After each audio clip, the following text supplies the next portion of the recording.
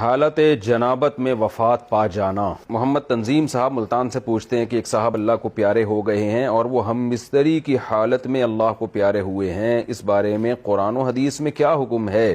یہ ان کے لیے کوئی نقصان دہ عمل تو نہیں ہے؟ نیز جب ان کو نہلایا جائے گا تو ایک غسل دیا جائے گا یا 2 غسل دیے جائیں گے؟ اگر کسی پہ غسل فرض تھا اور غسل کرنے سے پہلے اس کی موت واقع ہو گئی تو یہ کوئی بری موت نہیں ہے۔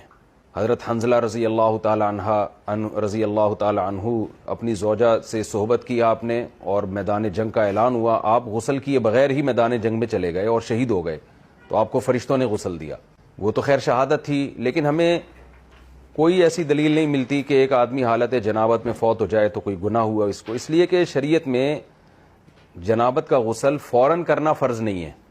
ہاں، نماز اگر اسی حال میں قضا کر دی غسل کیے بغیر تو یہ بہت برا عمل ہے، تو اس لیے نماز کے لیے غسل ہوتا ہے کہ نماز آپ قضا نہیں کر سکتے، اگر آپ پہ غسل فرض ہے تو غسل کرنا پڑے گا نماز کو۔ تو اگر اس حال میں کسی کی موت واقع ہو گئی ہے تو کوئی یہ بری موت نہیں ہے، اس کو اسی طرح غسل دیا جائے گا جیسے سارے مردوں کو غسل دیا جاتا ہے، کوئی الگ سے کوئی طریقہ نہیں ہے، اور 2 دفعہ غسل نہیں دیا جائے گا۔